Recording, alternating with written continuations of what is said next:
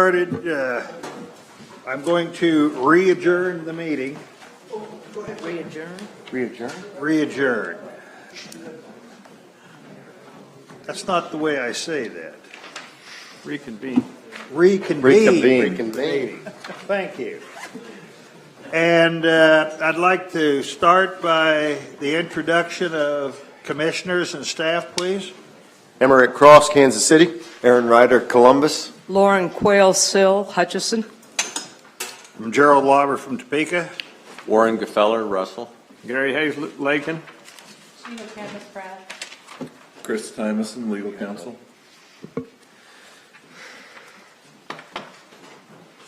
Okay.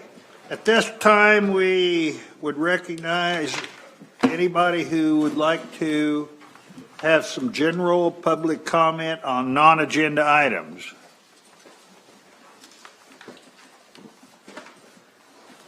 Is there anybody?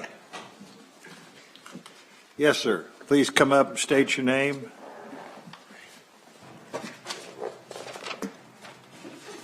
Food good?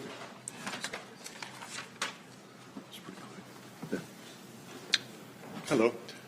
Yes. Thank you. Bill Zimmer is my name.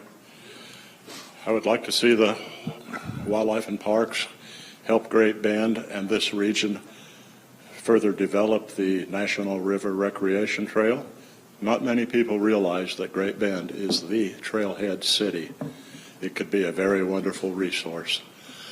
Such as you have that small fleet of boats on a trailer at your Pratt facility, maybe you could have a small selection of canoes and kayaks that could be based here in Great Bend.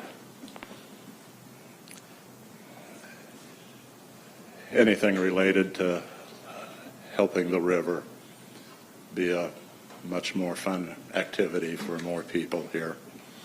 And also just west of here, a few miles on the north side of Barton County landfill, is a quarter section of land that very possibly could be developed into a park just for trails. The Kansas Trail Council stands ready to assist local volunteers to develop a bicycle and runners trail. And there could be also possibly a special permitted hunt be given to the Barton County Veterans Association. And that's just something I'd like to help more people have fun outdoors. Okay. And maybe improve the boat ramp at Lake Wilson State Park. It's been awfully crowded this summer. All right. Thank you very much. Thank you. Is there any other public comment on non-agenda items? Mr. Chairman, Yes. I received an email from a member of the public this week with a question about wanting to adopt a monk parrot. And I was not sure where to refer this person to. Apparently they're banned as pets in Kansas, and she was inquiring. And I'm just curious which one of these individuals or what I need to respond to her or who to send her to. Is that yours, Jake? Myself and Chris Barron's, who are a bit apprised of it, she emailed us and we've been in correspondence with her. So. Okay, I'll let it be then. Thank you. Mr. Chair, Yes. from having been in the utility industry a lot of years, I can let you know a little bit about monk parakeets. They are tremendous problems at various spots in the United States. They're a communal nesting bird, and so Chicago has a huge colony. They like power poles, and so they create tens of millions of dollars of damage every year. And so because they seldom stay in captivity, they tend to be released and develop these big colonies. So Florida, they're horrendous, but there are other places up north where because of these big, they're a tropical bird, but because of the colonial nesting ability, they can trap heat and so survive northern winters. So they're are kind of scary, and a lot of states regret having let them in. So just for information. I don't remember the guy's name, but there was a tremendous follower of Shakespeare who decided to release in Central Park, New York, every bird that was mentioned in a Shakespearean writing one of which was the Starling. And it had unintended consequence. But she made a case for having I don't know whether you can neuter one or not, but other than that, I don't know what else you can do. I'll leave that up to you guys. Any other comments? Non-agenda items? Come back up, Levi.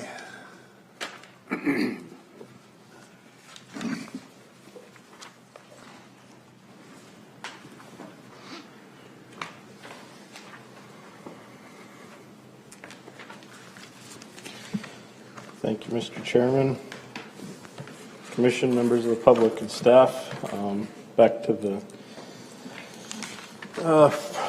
big game permanent regulations.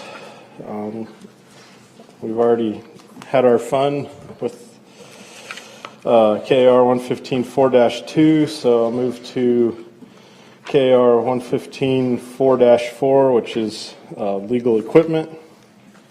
Typically, we review new equipment over a period of time. We've had a request to evaluate the use of locking devices on vertical bows to be included as legal equipment during the archery season, and so we're seeking input on the option to remove the prohibition of devices that lock a bow at partial or full draw. I will take questions. Do you have a Comments on- recommendation, or are you just seeking input? Seeking input right now. So the proposed option would be to remove them according to what I've got written here. So Remove them from being prohibited? remove them from being prohibited. Allow them to be used as legal art equipment. So Any questions for Levi on this item?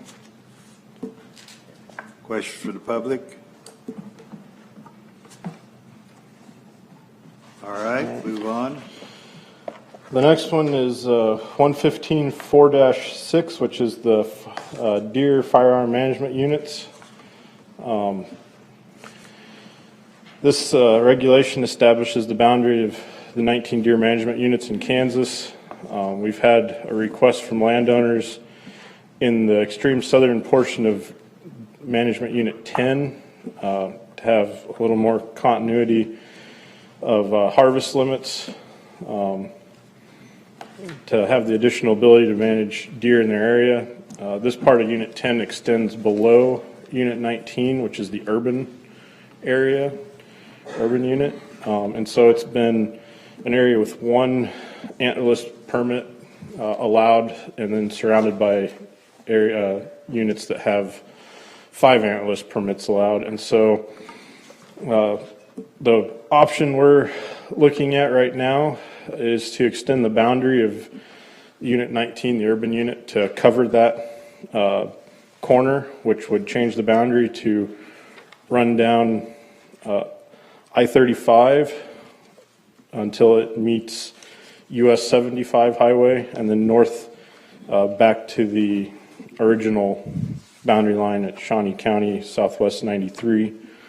We're also, they're not in the booklet, but we've got some boundaries we're looking at on the north side to make it a little more, a little easier to follow the boundary lines, and to help out with some potential damage and deer numbers up there to that I will, but we haven't quite sorted out which roads exactly will be used there yet. So it would be a boundary change. I'm taking comments. Anybody have any comments about that? Are you expanding Unit 19 then, It would expand Unit 19, and go all the way to Beto Junction? so yes.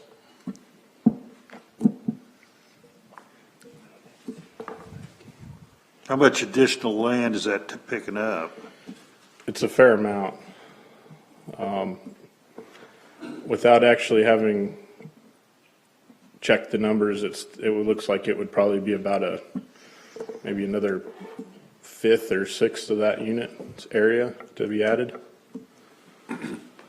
So, Okay, any questions? Okay, go on. the next one then would be 115-4-13. Starting in the 2016 season, either species antlerless only permits were no longer issued due to the concerns about the mule deer population. We had no changes were made other than that the department just didn't issue any. Pending the fall spotlight survey to look at the population, we're potentially considering issuing a few up in Deer Management Unit 1, where mule deer are by far the strongest, and just to help with some crop damage complaints that are caused by mule deer primarily. And so the number of those permits would be based on what we see this fall with our population survey. So it's just kind of but we're also, want to consider comments from the public on that. Are there any questions, any discussion?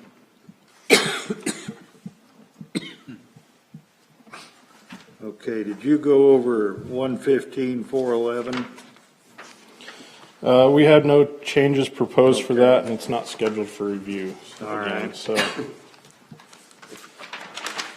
that would complete the big game permanent regulations and would take us to the 25 series regulations on seasons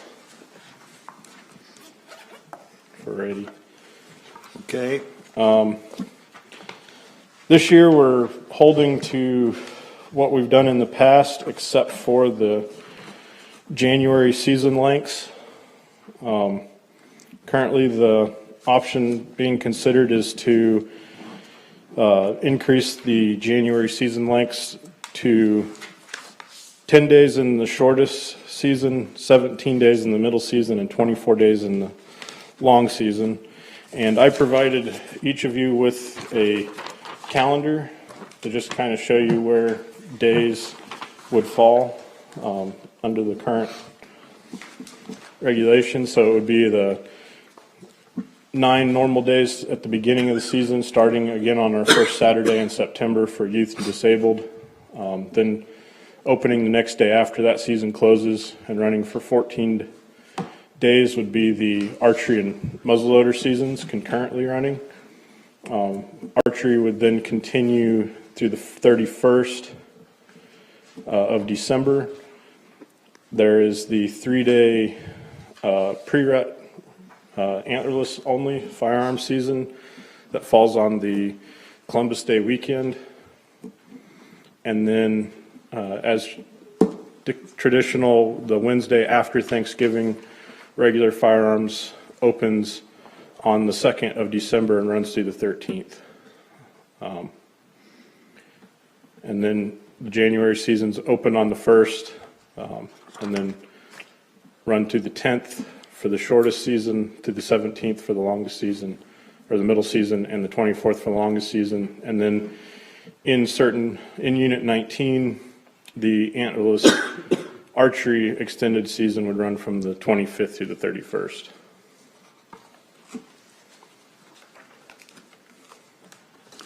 Is there any questions for Levi on this?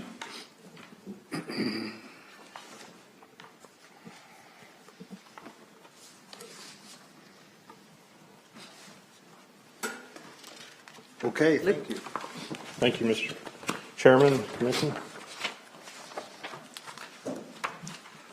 Okay, the general discussion is going to continue here. We have a Cheyenne Bottoms renovation update. And I do have. Okay.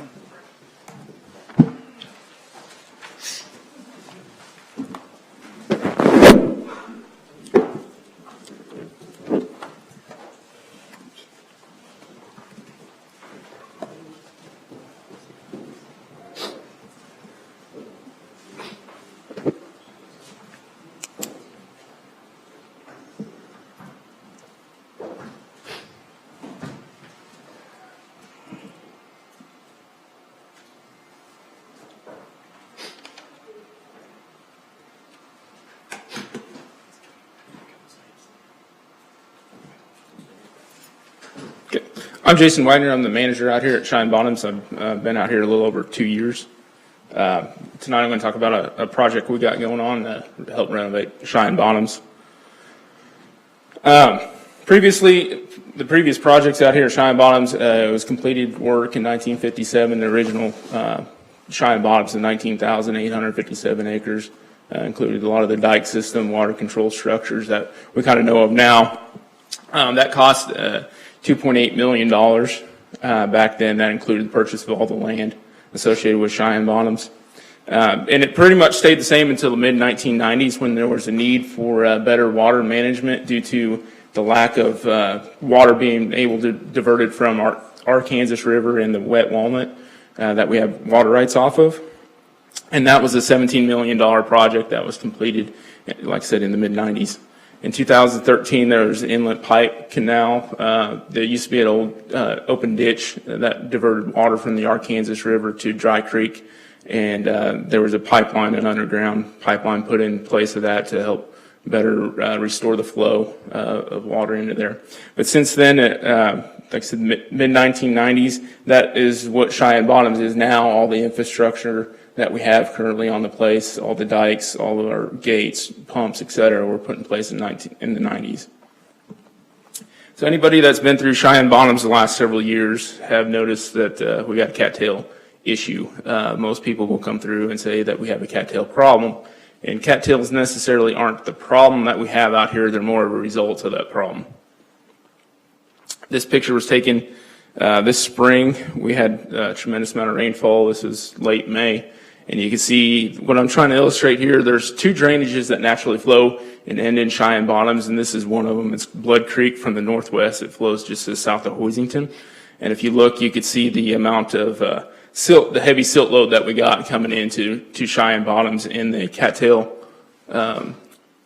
delta that is associated. There's the silt delta at the end of that drainage system that flows into here where the silt's deposited, and then we got the cattails that grow.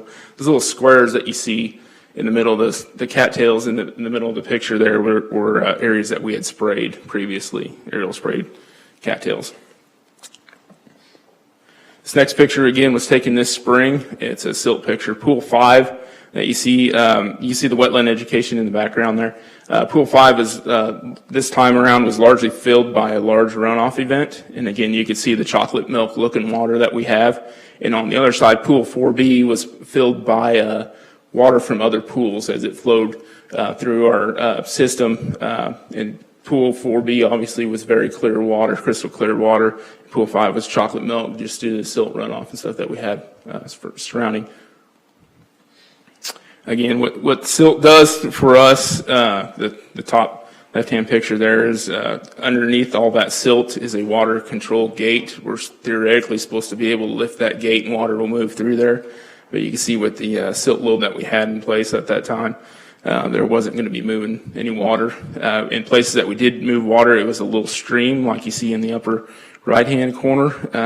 The silt load was higher than the gates themselves. It almost made it impossible to move water. We started taking initiative. We got some money to help start cleaning out some of the silt, but silt removal was very expensive and very time consuming for what, but it's necessary for us to be able to move water. It got to the point where we probably weren't, we had maybe a year or two left and we weren't going to move any water without any kind of action. So we've been able to Band-Aid it here the last couple of years. But it's still, our silt load is pretty high. It's estimated in 2011, Schwab Eaton did a study and they estimated it would take $550 million to dredge out all of Cheyenne Bottoms to the original grade.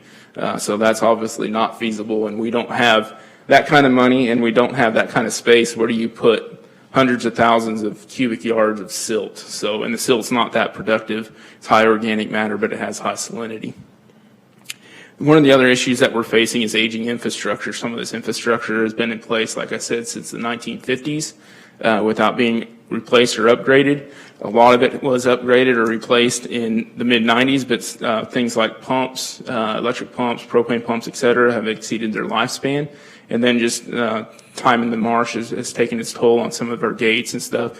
At the time of the last renovation in the mid-90s, there was also some issues that some of the contractors didn't install stuff properly, and we're still fighting those battles from that.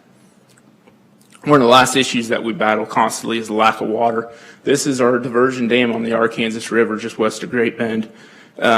It previously, until the mid-'70s, it flowed year-round, crystal clear water. When the high flood waters came on, they'd shut the gates down and they would stop diverting water to Cheyenne Bottoms to keep that silt load out. But now our problem is we don't have water until those high flow events, so that's the only time that we actually have water to divert into Cheyenne Bottoms. So that's a huge issue is water management and keeping what we got here. So starting last year, we've been brainstorming with public land staff and Ducks Unlimited as well and Nature Conservancy, and we've kind of come together with a plan. We've fronted a $6 million PR grant that we applied for last year in 2018, and we were rewarded that last year, and it will go until September 2020. Work's been a little bit slow on progress just because of timing issues. Contracting issues, but there's a lot of work in place right now that we haven't seen yet because it's in engineering hands. So all this is getting planned out and engineered at this time. The money came from a little over $1 million worth of our fee fund money, $375,000 of state waterfowl stamp, and $3.75 million from the Pittman-Robertson Act. We got a pretty intense project load. That little piece of the equipment that you see pictured there is called a Marsh Master, and that's supposed to be done this week and hopefully being delivered hopefully in the next couple of weeks that we'll be able to get. And it's basically an aquatic skid steer that we could go through. It has different 3-point attachments. Anything you could attach on a 3-point, we could put on that piece of machinery, and it will go any place that we have in the marsh. We rented one last year, and we had one demoed out here, so we're really excited about that. We're going to be able to put a sprayer on there, push bars, roller choppers, mowers, et cetera. So that's going to not only improve some of our invasive plants that we have on the area, but it'll also help with hunter access issues that we have. Right now we can't get in the pools, and with that piece of machinery we could get in the pools and at least cut some hunter access holes and stuff so hunters can access the property. Besides, that's the only piece of equipment that we got. But most of what we're doing is not going to be a big change. Most people aren't going to drive through and see a big change at Cheyenne Bottoms. It's going to be more upgrading and renovating what we got. We're going to be doing a lot of silt removal, pump replacement. We're going to add a couple propane pumps, large capacity pumps. We're also going to get a new shop and office. A couple years ago, we had a thunderstorm roll through and blew down one of our shops, so we're going to get that replaced. Our office, for the amount of users that we have come through every year, which can be up to over 90,000 people will visit Cheyenne Bottoms annually, our office needs an upgrade. We need a nice welcoming place for our constituents to come to. We're going to do a lot of road repairs and hunter access and user improvements on the property.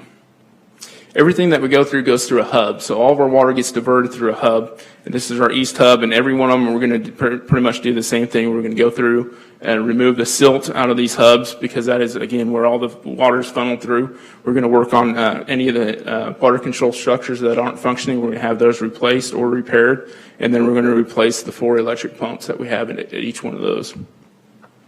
This is our north hub. We have 2 large capacity pumps located at this north hub. Again, those were rebuilt during the renovation, but they were at least in place since the 70s. My grandpa talked about working on those back in the 70s, so those have aged a little bit.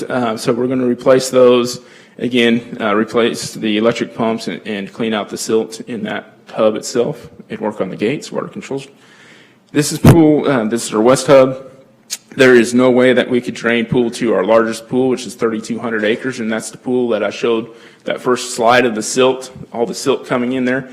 We have 2 drainages that flow in there uncontrollably. When the water comes on, we have no way to get it off essentially right now. What we got in place, it would take over 3 months for us to drain it and cost about $16,000 to drain it, and we have no way of controlling the water coming in. To get the water off if we do have a rain event around Hoisington. So we're going to install these 2 large capacity pumps. So hopefully at least give us a chance to be able to do something in Pool 2 in the future. Otherwise, it's just going to continue to cattail in until we get a drought period where nature helps us out with that. So we're going to try to help with that. The inlet canal, This is again to get cattailed and silted in. The water control structure at the end of this was put in 18 inches above grade, and it's kind of been acting as a silt trap as we divert water in. So it's time to get it cleaned out so then it could keep trapping the silt instead of going straight into our pool or storage pool. The project that I'm most excited about that we're going to do is redoing the goose pens. This was originally used for Canada goose propagation. This is located in our pool 5. This is east of our headquarters, south of our main road. It's basically an unusable wetland. We have about 110 acres in there that the water control structures aren't working at all. There's some old islands that were used for least tern nesting at one time, and no least terns ever showed up in the place. So it's basically abandoned, wasted ground. So what we're going to do with that is we're going to replace the water control structures in there, level off some of those islands and put a peninsula out there with a youth blind in there. And that's going to be our special hunt for kids. Most of that's going to be funded. The way it looks right now, we're not going to have to use any of that PR money. I got some private donations. We have some NACA grants in place for the engineering. So I think we could get most of that without using any money, state money at all, or PR money on that. So it's, like I said, that's going to be a pretty exciting project, especially for the kids. We'll be able to control the water levels really easily and get in there and plant some food for the waterfowl and let them have a really solid hunt. The other thing that we're going to be working on is public use improvements. All of our signs throughout the property, our kiosk and signs are aged. It's time for redone. Most of our kiosks are over 30 years old, so we're going to renovate those and make it look nice, user friendly. We're also going to expand onto our campground. If anybody was here opening weekend at teal season, that campground, you couldn't fit another tent in there, or there's so many people that use that on opening weekend. So we're going to do open up an additional campground that's going to be a seasonal use. So that way we could close it off. There's no sense in having a huge campground during the summer months when there's only 1 or 2 people down there. But then we'll open it up this time of year so the hunters have more room and more opportunity to camp. We're also going to add a vault toilet down there as well. One of the other things with all the silt removal that we've done, the old footbridges that we have on the property, they're getting old, and we're going to have to replace those so the hunters can go there and get access to deep water. Some of the water along our ditches can get rather deep after we remove the silt. So we still want to keep safety in mind for our hunters and allow them access to our pools. The other thing that's happening is we've been working with Ducks Unlimited, and through Ducks Unlimited started an initiative called Bring Back the Bottoms. And through the Bring Back the Bottoms, it's restricted funds through their major donor program. So if you have $10,000 or more, you can donate to Bring Back the Bottoms, and they can restrict those funds to where it's only being raised here at Cheyenne Bottoms or spent here at Cheyenne Bottoms. And again, we'll be able to use that as match and get additional PR money. Right now, they have secured $280,000 worth of private donations to this point, and they got a goal of meeting 400. Their original goal was they thought if they could get $300,000, they would be happy. They already got $280,000, so they're looking at about $450,000 what they're estimating now. There's also the other way to donate through this is the Green Wing, where the kids, you can donate, I think it's $200 in a kid's name, and they're going to have a carry-on and stuff for the kids, and that's the other way to contribute directly to Cheyenne Bottoms through the Ducks Unlimited. Again, like I said, they'll be matched. So they're good. What it sounds right now, they're going to give us free reign to do what we want to do with that money, what we see fit. Because inevitably, as some of these projects go, they're probably going to end up going over budget. That could be some of the overflow, but we also have some other ideas. There's a couple 100 acres of additional wetlands that we could build on the property. So that's what I'd like to do with that. But like I said, the priority, the $6 million that we already got is the priority projects that we want to get completed off with this. So, and with that, I will stand for any questions. Are there any questions? It's like a big project. Yeah, I'm excited to do it. Well, if there are no questions, thank you very much. Thank you.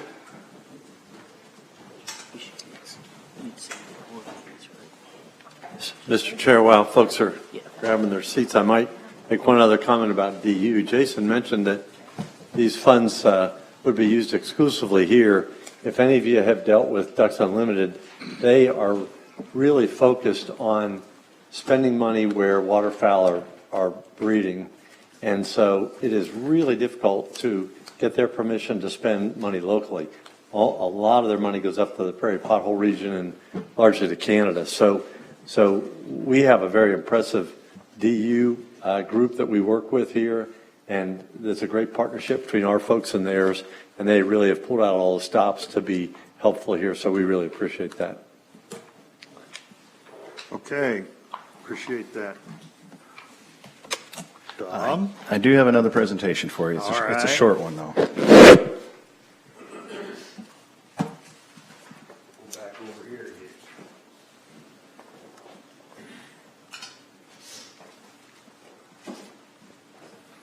Thank you, Mr. Chairman, members of the commission, and welcome public. Every 5 years, the Fish and Wildlife Service opens the frameworks for the duck zone guidelines. As duck zones and waterfowl season dates are inherently linked, KDWP&T has initiated a process to garner hunter input. Tonight is a short presentation on that process. Listed are the current federal guidelines. The flyways have made a request in the continuous requirements into the federal guidelines for boundaries, as well as actually the option to have an additional split to the season. This will be reviewed at their October Service Regulation Committee meeting, and we'll know further at the end if there's any changes to these guidelines that have been in place since 1996.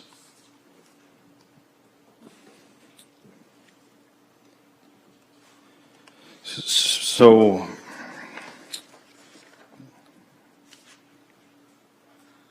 a little bit on duck zones themselves. So the establishment of zones is establishment of independent seasons in 2 or more areas, zones, for the purpose of providing equitable distribution and harvest opportunity for hunters throughout the state. So why do we add this confusion to our regulatory process? Well, physiographic states like Kansas have an added difficulty in selecting season dates that will accommodate hunted duck species, early versus late migrating species, as well as hunting styles. So you think of the variety of styles versus marsh hunters, field hunters versus those hunting deep waters of our reservoirs. Although zoning creates boundaries that can add complexity, it does allow the flexibility in maximizing opportunity. Zoning enhances the ability to match season dates with available habitat types, migration chronology, and season preferences of duck hunters for specific areas. Kansas waterfowl hunters are just as diverse as Kansas waterfowl hunting opportunities, and zones and splits are one tool we have to serve this broad constituents base. The benefit of zoning will increase under restricted season lengths frameworks that were in place from 1988 to 1992, where there's only 39-day seasons, where we currently have 74 days now. Again, here are the guidelines that I spoke of earlier. Again, there is a flyway recommendation to change the continuous boundary requirements, as well as adding the second split. So to initiate the state process, 6 public meetings were held the first part of August. Cities were chosen based by a combination of their geographic location and potential number of hunters that could be reached. Media announcements were sent out to media outlets with great assistance from our information education divisions. It was highlighted on our agency's webpage. An email blast was sent to nearly 22,000 hunters who had purchased a Kansas waterfowl permit in the last 5 years that we had email addresses for. Meeting announcements were posted on KDWP&T's Facebook page. In addition, Facebook advertising was purchased that allow us to reach over 25,000 uniques or to unique people, 62,000 impressions, which gives big viewings. We had 679 people click the events and had 294 people indicated that they were going to attend the event. For the most part, meetings were well attended, with the exception of Hayes there, where we only had 4. But in 2015, when we held that meeting in Dodge City, we only had 2, so we did double our attendance for that portion of the meeting in western Kansas. So kind of a quick meeting summary or a quick impression of the meetings. So most in attendance indicated that they were satisfied with current zone boundaries and season dates. We did see a few inquiries or requests to look at some changes. Most of them were minor in nature or parochial. A component still, as we've experienced before in our season discussions, there is a component of the waterfowling community that have interest in later season dates with more January opportunities, particularly those in the late and southeast zone. At the Hayes, Great Bend, and Wichita discussions, there was a lot of it centered around Quivira National Wildlife Refuge, which is about 35 miles to the southeast of here. And most of that dealt with whooping crane closures during that time during waterfowl seasons, as well as sandhill crane dates associated with that. Meeting attendants were asked to complete a short survey. We received about 185 surveys. Some of the comments I've received outside of the meeting are kind of a similar pattern, and I'll provide them to you prior to the next meeting. So a little bit about the timeline. So the U.S. Fish and Wildlife Service will consider those flyway requests at their October meeting. We'll use a formal survey to get a broader perspective on hunter input on those zone boundaries, and some of that will be based off of what we found during those surveys that were administered during those public meetings. Since this requires some greater public input, it will be beneficial to, this will be a agenda items for 4 commission meetings, so it will begin in the general discussions at our November meeting in Scott City. And final commission action will be completed by, it needs to be completed by the April meeting. This is the same meeting. We'll set the 2020-21 waterfowl season dates. However, any zone boundary changes would not go into effect till the 2021 seasons. And again, as a reminder, these zones would be in place for another 5 years. However, season dates can change annually. With that, I'd gladly entertain any questions that may have. Is that it? Yes. Any questions for Tom? Without looking at all your statistics, is it generally your opinion that there's a high enough level of satisfaction that probably no need for a change as far as the zone? I think the majority of them are pretty happy. I think a little more are a little maybe battered from some of our previous discussions, but I don't see any whole-scale change that are being requested. I think a lot of it will, based our recommendations on, will be the results of the large mail survey, internet survey that will be going out probably about mid-October. So that will kind of decide where we move from here. I attended one of the meetings, the one in Kansas City, and you guys did a good job presenting it, and the public was receptive to what you had to say, but I couldn't get a feel that there was any groundswell for change. No, I think among the hunting community, there's kind of been reached that we all kind of have our own preferences for the season, and they might not be uniform across hunters, but they do at least, I think, have a better understanding or recognition that there is a variety of preferences that many do have. Okay. Any other questions for Tom? Thank you for your time this evening. Well, ride your bicycle down here, Linda.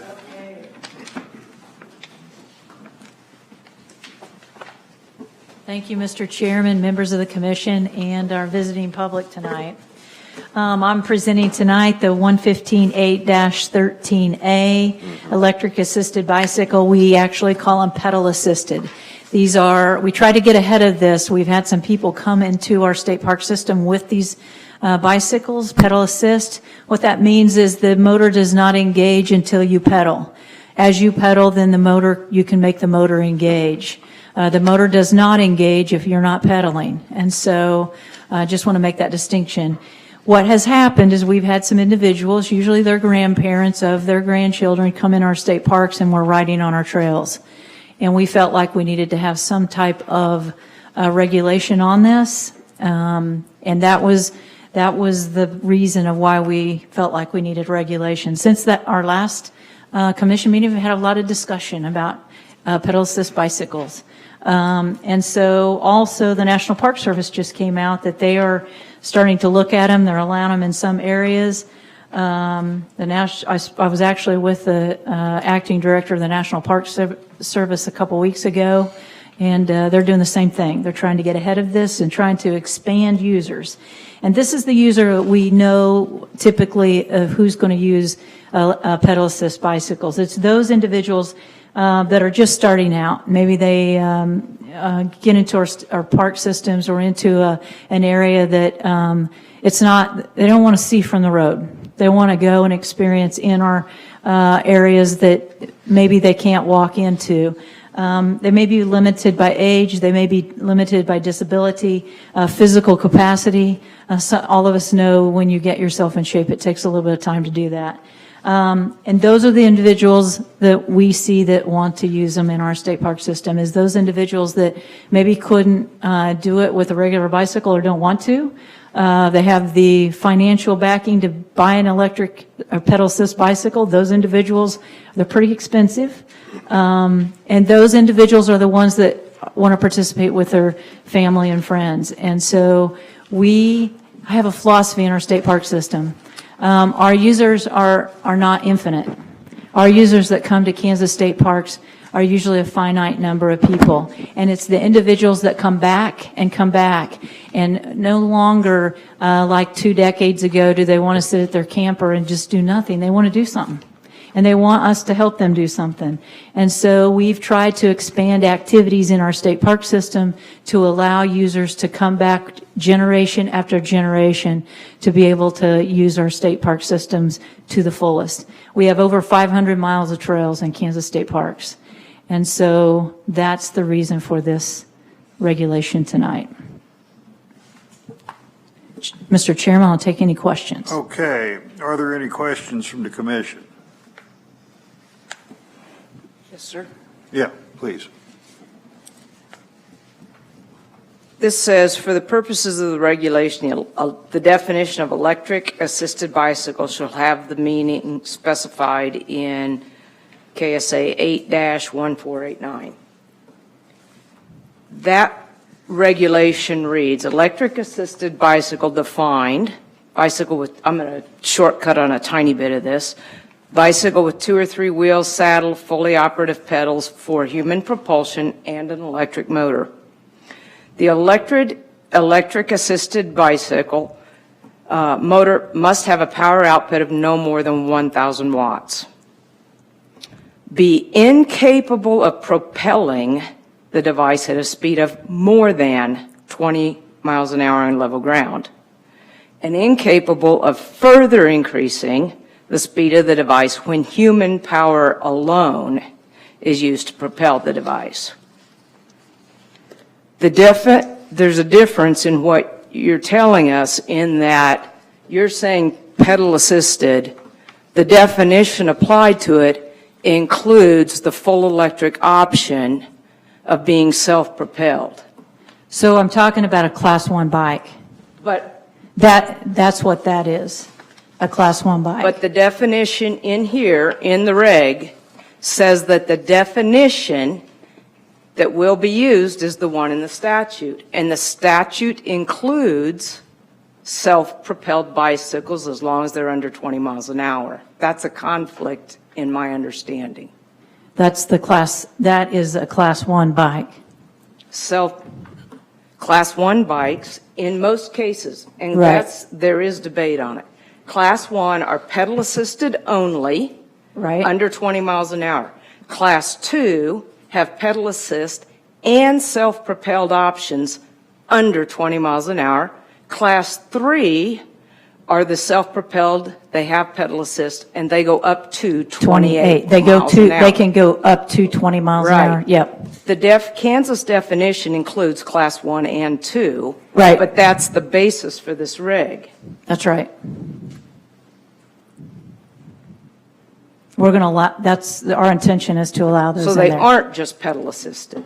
No, you have to be riding a bike, you have to be pedaling to make that work. What does self-propelled mean? Those electric pedal assist bicycles, you have to have them pedaling for that motor to engage. Mr. Tymason, can you help elucidate any of this? Well, I'm looking at the definition, but honestly, I think I don't know the difference between the 2 bikes that you guys are talking about. So I'm going to have to defer back to either the secretary or this is what was recommended by KDOT to refer back to for the definition of electric bicycle. And this is what is approved by KDOT. Yes. That's right. So KDOT allows self-propelled you're telling us that it's only pedal assist. And that is terribly confusing to me after I've done hours of research on this in the last couple months. You have to be pedaling for that motor to engage. Even on a class 2. Yes, you have to be pedaling for that motor to engage. You think I'm wrong? Am I wrong? Yeah. Okay. You have to be pedaling for that motor to engage. Not on the class 2s.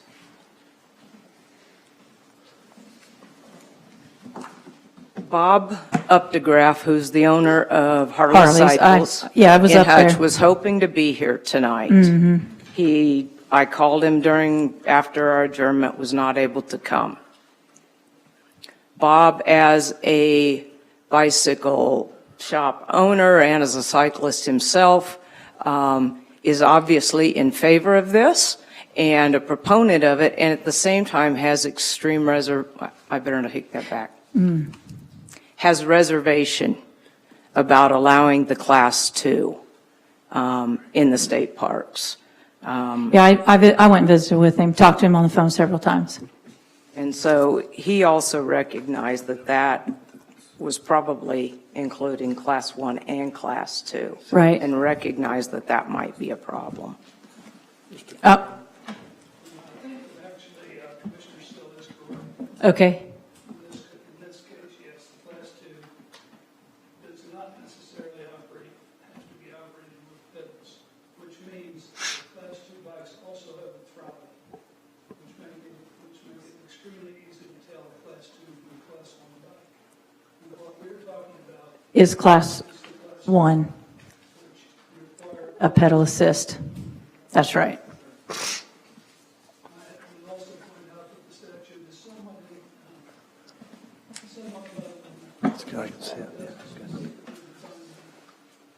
How can we move forward and do what it is we've been talking We about have this been. for a long time? And most of the feedback I've been receiving has been positive Right. in support of this. Not all of it, but Right, sure. And I think the point is, we want to allow those that don't have a throttle. And we think those are called class 2. Class 1. Class 1. Right. And the ones with the throttle are called class 2, but there may be some definitional issues with what KDOT did. Right, right.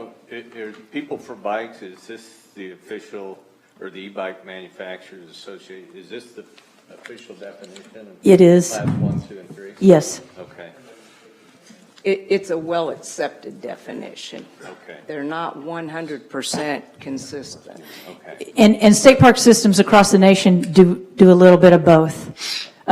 Most of them are on that class 1, but there are a few systems that allow all 3.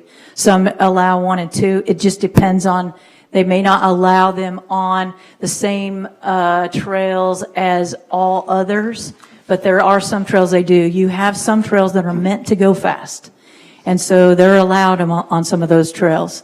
That's the thrill of it. Other ones are class 1 only. That's true. If I may, the class 2, the other part is the speed limit cap on the class 2, so they're still limited to 20. So Right. I have a class 1 where the motor engages when I'm pedaling, or I have a class 2 where I'm engaging with the throttle at the same time I'm pedaling. There's still a limit of 20 20 miles. miles an hour. Unless I can pedal faster. That's right. So to me, that's the difference. It is. So you're not going to go any faster. That's right. And we were including those in there because it is up to 20 miles an hour, not below 20. So are the majority of e-bike users class 1 users, or? It's mixed. Like, I have a class 2 cargo bike I ride with my kids, and having that throttle, I don't need to go any faster. It doesn't go any faster with or without. It lets me start on a hill. If I can't quite get enough to get it going, I can go 5 feet, so I can pedal to catch up with it. It's also helpful for like with disability, or if you're have weaker knees, you don't have to get started. Right. Break that inertia. You can get a little jump start for 10 feet. I do feel like our state park systems, we can regulate some of those, but it's exactly as you say. We're still at that limit of speed.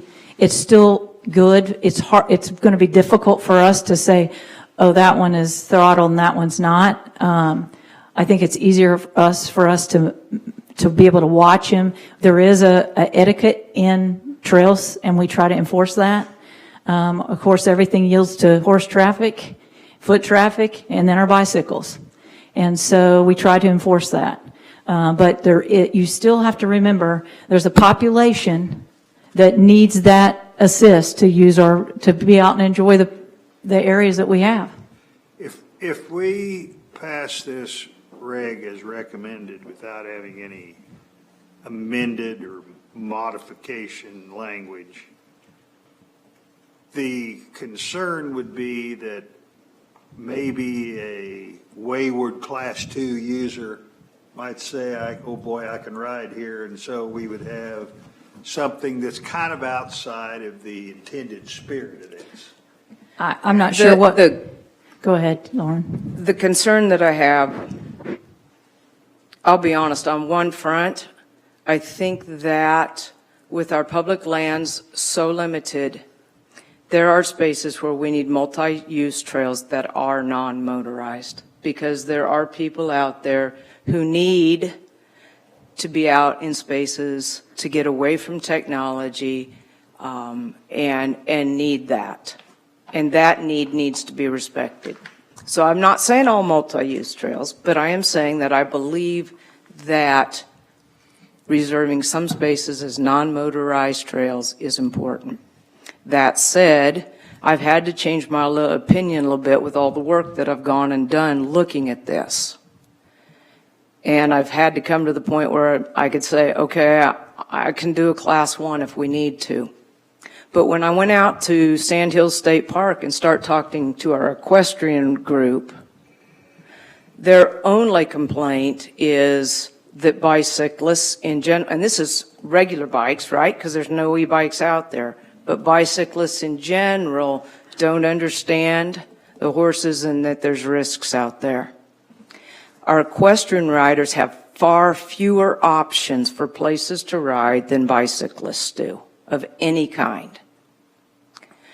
The risk for increased conflict if we increase the presence of cyclists on the equestrian trails leads to potential conflicts, to potential accidents, and it removes part of that experience for them.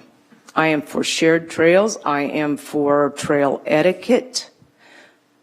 But I'm also thinking that perhaps some either non-motorized spaces or, let's go back, reword this, not use the DOT definition, but set the definition at Class 1 bicycles so it's not in question.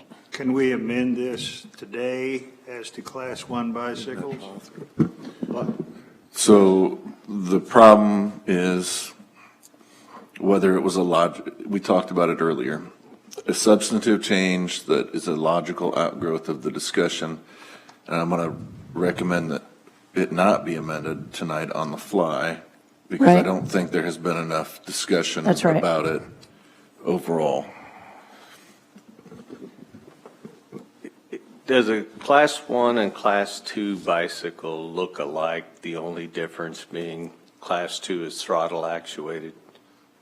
It's really hard to tell the difference. So what? They function the same, they go the same speeds I can make. Right. One go just as fast as the other as far as you're concerned about the equestrian use.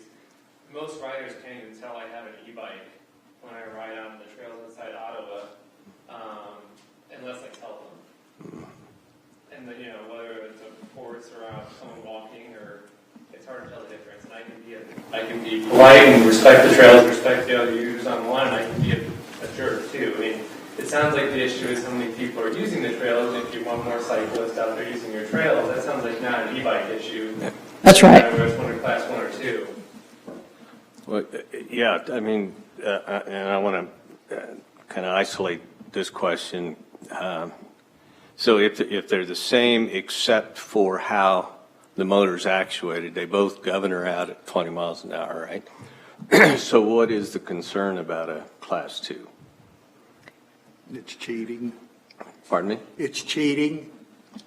Bosch, Well, who even makes one. Isn't that the idea of an e-bike? It's more cheating. It's, Can I show you a picture of my bike and when I ride it? I personally believe you. And, I've lost 40 pounds riding Yeah. it, so if it's cheating, then.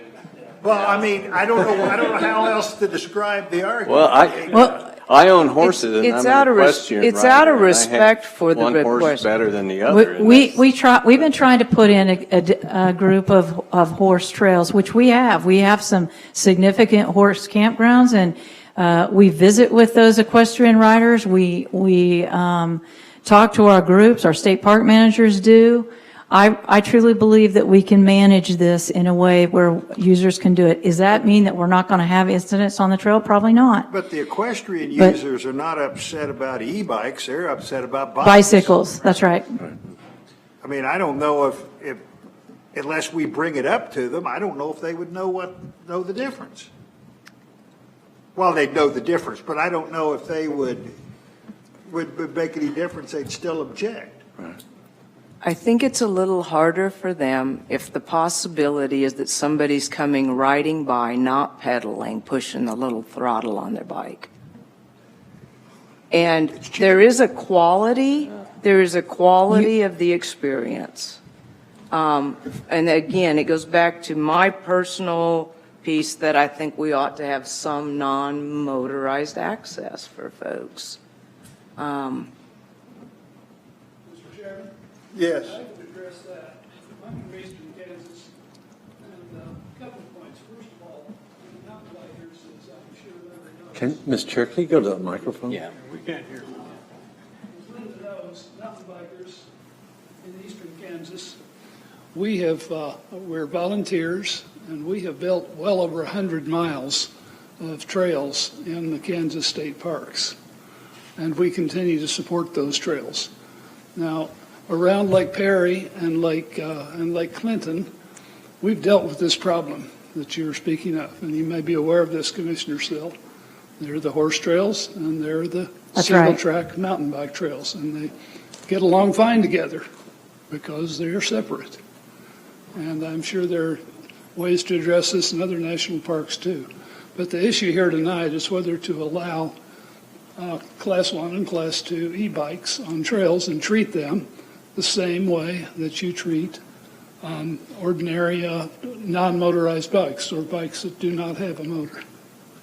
For several months, the issue to me has been, can we include pedal-assisted bicycles with our regular bicycles? I mean, Yes. Up until the last meeting, that's all I thought it was going to be. Shame on me for not knowing that there's a Class 1 and a Class 2.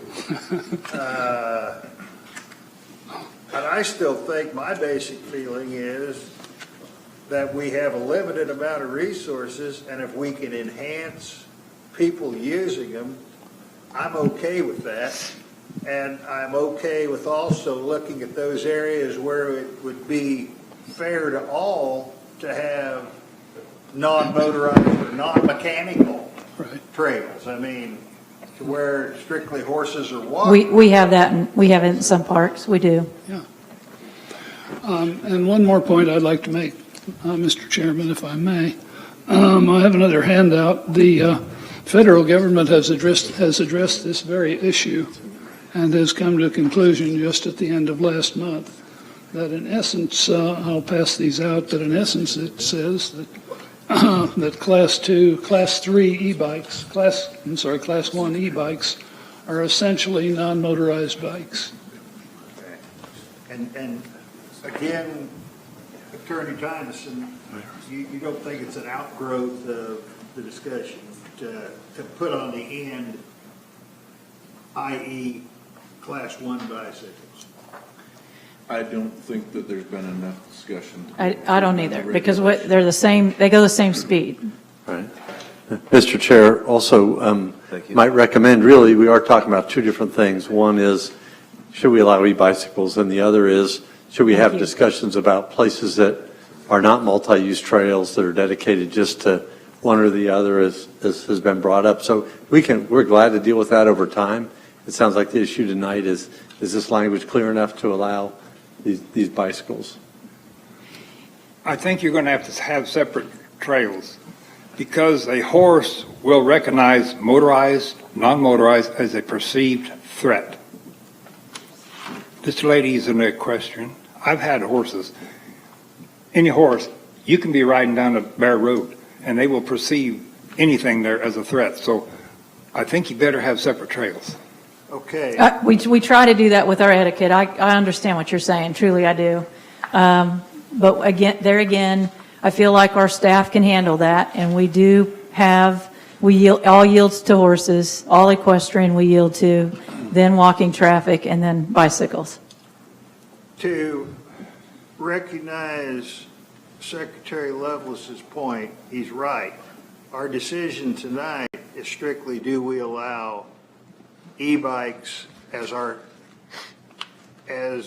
we believe the definition is, to be able to be used on bicycle trails.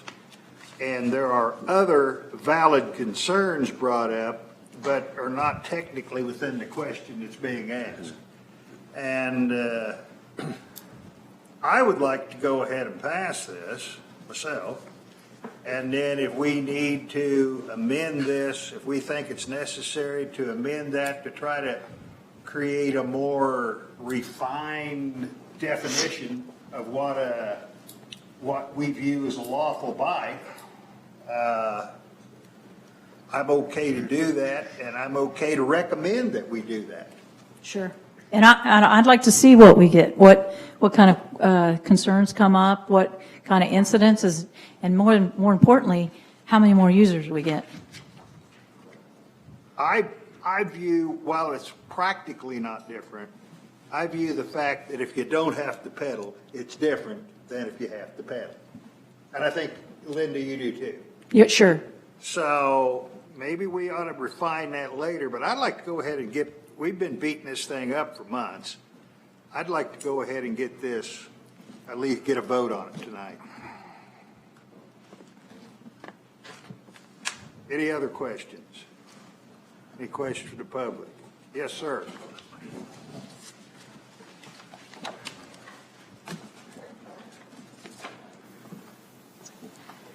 So my name is Jeff Carroll, and I own a bike shop in Ottawa, Kansas called Ottawa Bike and Trail.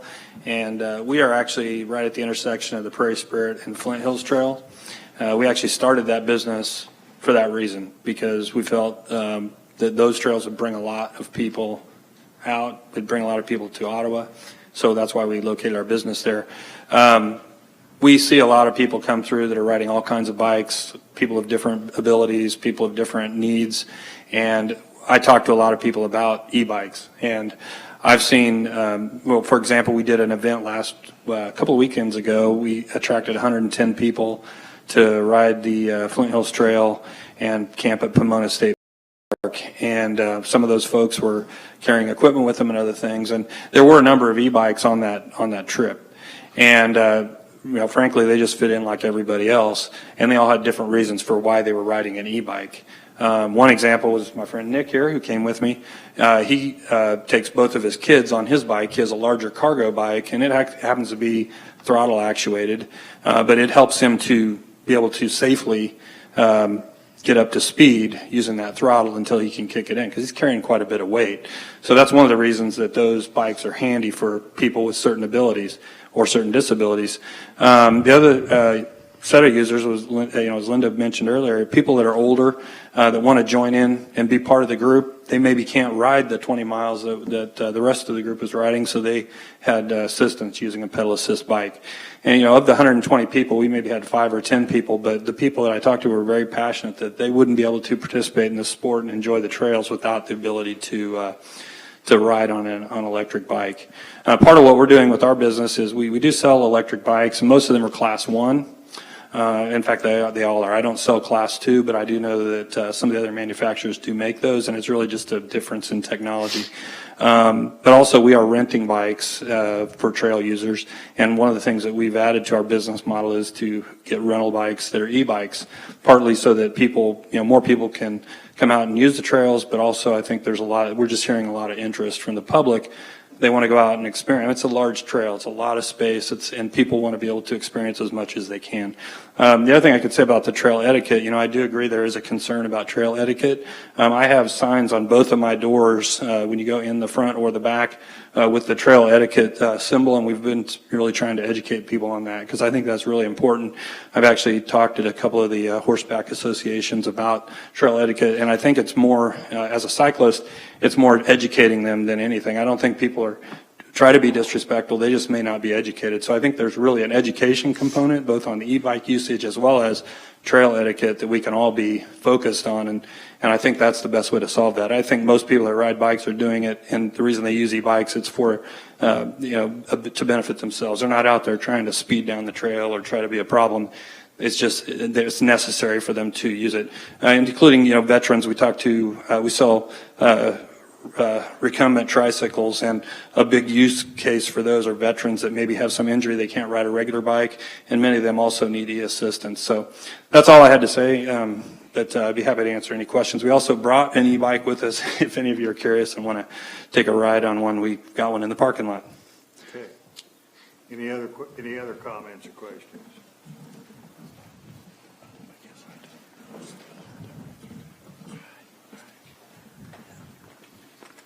Hello, my name is Nick Krumnacher. I'm from Overland Park, Kansas, and you were talking about what folks that look like that ride an e-bike, and I started riding mine about 40 pounds ago after I had my first child, and I was like, boy, I don't know if I can get him up the hills by our house in Overland Park, and we started riding it, and then we heard about Jeff's shop and the trail out there, and I will point out that we also ride in Missouri on the Katy Trail, and they've allowed them for quite some time and don't seem to have any problem with it, and they get a lot of people travel from all over the country to use it, to ride there with their e-bikes or regular bike. But we've been riding out by Ottawa.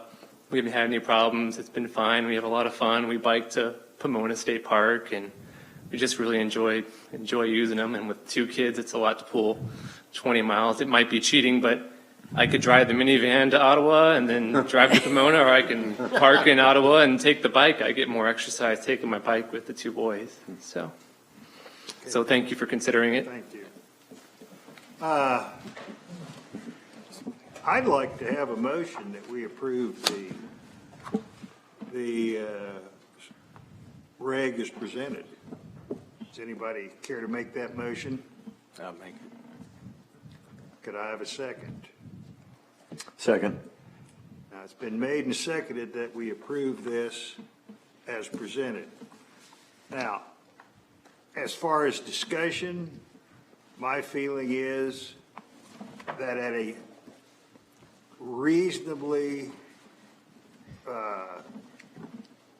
as time permits, but sooner than later, I would like to figure out a way we could make a amendment down the road listing this strictly as class 1, prepare our own definition.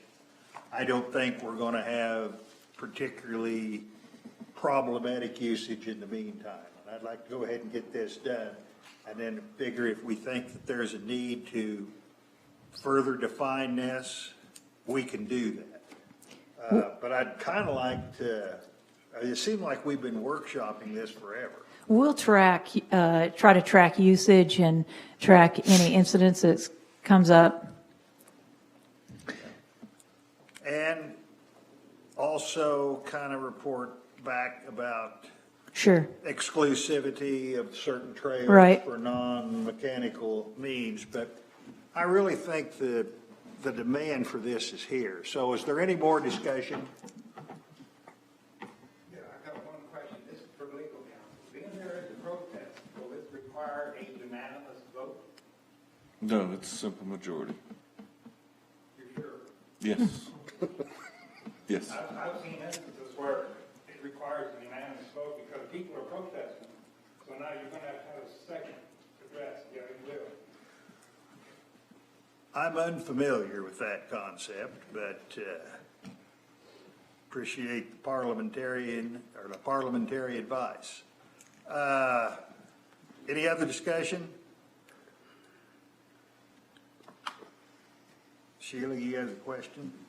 Commissioner Cross? Yes. Commissioner Capella? Yes. Commissioner Hazen? Yes. Commissioner Ryder? Yes. Commissioner Sim? No. Commissioner Lauber? Yes. Passed 5-1. Thank you. Okay. Do we have any other discussion we need to do as far as future meeting dates, or we have most of those down? Not really. There's something on there. We've got them through March. We probably need to do April.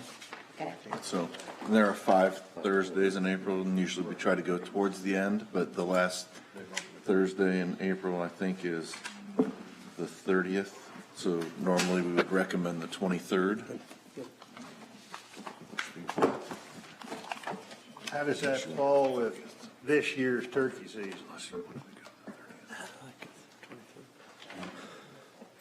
Is Kent still here? Break or anything? No, I don't think so.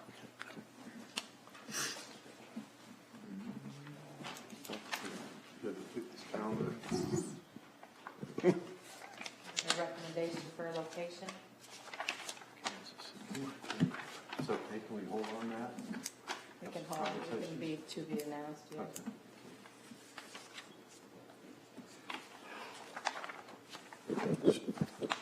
Website. It's to be announced. 23rd, and we'll announce where at a later date. Somewhere I saw the, dates are on the website now. If I had We my can go through. oh, here it is. Sorry, Warren, we can go through those. Oh, I can go to the last minute. Well, I just happened to see. That's nice. I saw it earlier. Oh, that's in the middle. They were looking Yeah. for turkey season. The dates I have right now are November 14th in Scott City, January 9th in Iola, March 26th in Topeka. And now April 23rd in the location to be announced.